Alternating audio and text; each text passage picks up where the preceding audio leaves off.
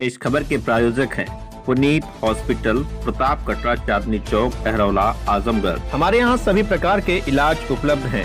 सभी प्रकार के operation, delivery, pathology, medical, x-ray, ICU, ECG, nebulisation, ambulance सुविधा 24 घंटे उपलब्ध है। दूरबीन विधि द्वारा सभी प्रकार के ऑपरेशन की सुविधा उपलब्ध है। आंखों के सभी प्रकार के ऑपरेशन भी सफलतापूर्वक किए जाते हैं। अधिक जानकारी के लिए अस्पताल पर संपर्क करें।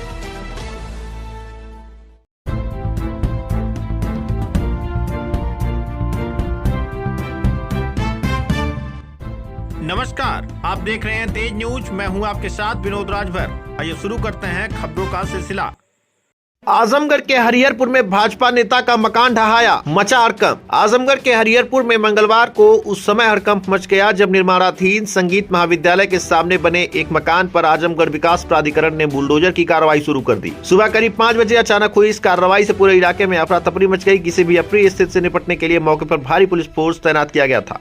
बताया जा रहा है कि संबंधित मकान का निर्माण बिना नक्शा पास कराए किया जा रहा था, जिसे अवैध निर्माण की श्रेणी में रखा गया। इस मामले में 21 तारीख को आजमगढ़ विकास प्राधिकरण द्वारा नोटिस चस्पाकर निर्माण कार्य को रोकने के निर्देश दिए गए थे, लेकिन तय समय सीमा के भीतर आदेश का पालन नहीं किया गया। इसके बाद नियमों के तहत ध्वस्तीकरण की कार्रवाई की गई। जिस भूमि पर यह मकान बना था वह सतीश और ब्रजेश कौर की है, जो भारतीय जनता पार्टी के पदाधिकारी भी बताए जा रहे हैं। स्थानीय लोगों के मुताबिक सतीश और ब्रजेश कौर की कुछ भूमि संगीत महाविद्यालय के निर्माण में चली गई थी, जिसके बदले प्रशासन द्वारा उन्हें दूसरी भूमि उपलब्ध कराई गई थी। सुबह सुबह बुलडोजर चलने की सूचना मिलते ही आसपास के क्षेत्रों में लोगों की भीड़ जुट गई और कार्रवाई को लेकर चर्चाओं का माहौल गर्म रहा।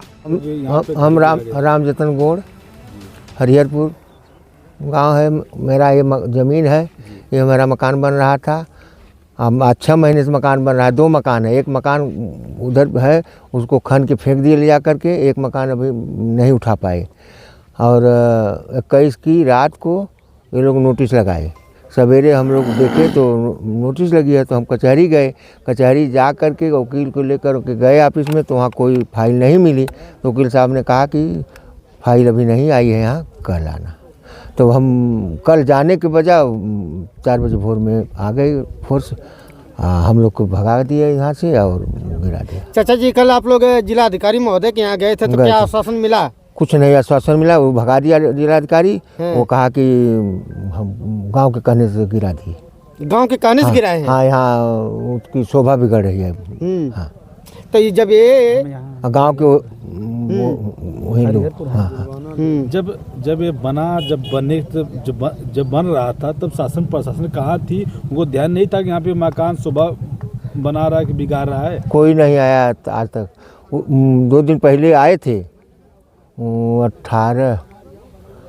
18 तारीख 17-18 में डीएम साहब भी आए थे, लेकिन एक बार भी नहीं कहे कि इसको रोक दो या कुछ करो। मकान बनने के बाद टूटा, कुछ नहीं कहे और चले गए। फिर एक दरोगा आए के 19 तारीख के कल के काम रोक दा 28 तक, और बात करिए तो हम काम तुरंत रोक दिए साहब। सरकार से क्या उम्मीद करते हैं आप? अब सरकार से क्या करे? सरकार हमको घर से निकाल देगी, भगा देगी, क्या करेगी? अब ज़मीन भी ले लेगी, क्या करेगी? अब हम क्या बताएं? जब इतना कर दिया तो अब क्या बाकी है साहब? इस सरकार में रहे, इनको भी हम खुद सरकार में, हमारा लड़का रहता है। भारतीय जनता पार्टी कार्यकर्ता भी और छोट बिरादरी हो के लोग, ये लोग छोट बिरादरी भी टारगेट करते हैं सरकार में। क्या लगता है? अब लगता का वही है, अब हमारे ऊपर पड़ा है। अब हम समझ रहे हैं ना साहब। अब जिंदगी भर के बाल बच्चों की कमाई बताइए, इतना बड़ा मकान गिरा दिया, वो उठाकर वहाँ से फेंक दिए। हम लोग क्या कर सकते? हम लोग को आने नहीं दिया, भगा दिया यहाँ से। पर्चे बताइए आज की इस मामले में। आज ध्रुव सिंह आए थे यहाँ पे, जो मकान गिरा हुआ था।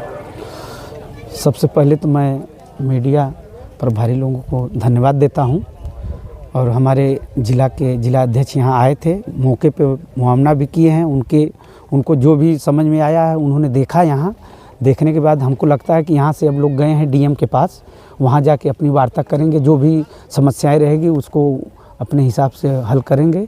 बाकी हम लोग यहाँ मौके पे हैं, देख रहे हैं कि यहाँ हमारे जो मंडल हाफिजपुर, मैं सबसे पहले अपना परिचय दे रहा हूँ कि मैं इस मंडल हाफिजपुर का मंडल अध्यक्ष हूँ भाजपा से।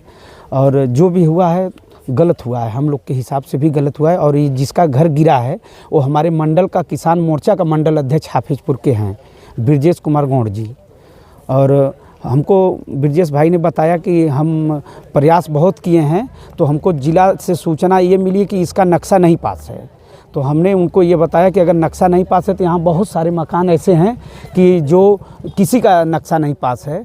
अगर ये मकान गिरा है तो सबका गिराया जाए, तब जाना जाए कि काम सभी की तरफ देख के हो रहा है। एक आदमी का मकान गिरा के, और इस सरकार में, हम इस सरकार में हैं लेकिन फिर भी जो है कि ये गलत हुआ है थोड़ा, तो हम लोग इस पे ध्यान रखते हुए हम जो भी नुकसान है उसका भरपाई करें। और रह गई ज़मीन की बात, तो हमारी ज़मीन है नहीं कि हम तुरंत फैसला कर दें कि इनको दूसरी जगह ज़मीन दिया जाए। हो सकता है सरकार का क्या सिस्टम है कि ज़मीन उठाए 10 लाख रुपए बीसे की और देगी 2 लाख रुपए बीसे का, जिसकी ज़मीन है वो लेगा नहीं।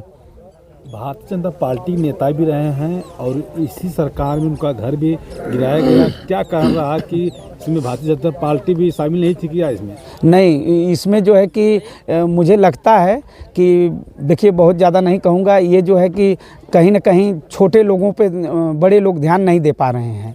अगर कहीं जनरल लॉबी का होता तो यहीं पे देखते कि रोज़ फोर्स और क्या क्या लोग, कौन कौन लोग आते ज़िले के यहाँ देखने के लिए।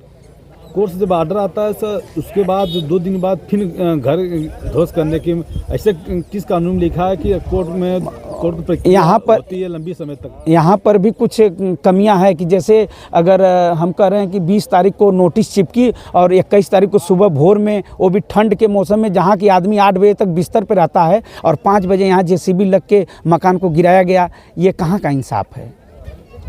तो शासन प्रशासन क्या उम्मीद करते हैं कि इसको, जिस तरह उन्होंने घर गिरा के ध्वस्त कर दिए हैं, इस पर कितना गलत काम हुआ? इनको मुआवजा कौन दिलाएगा?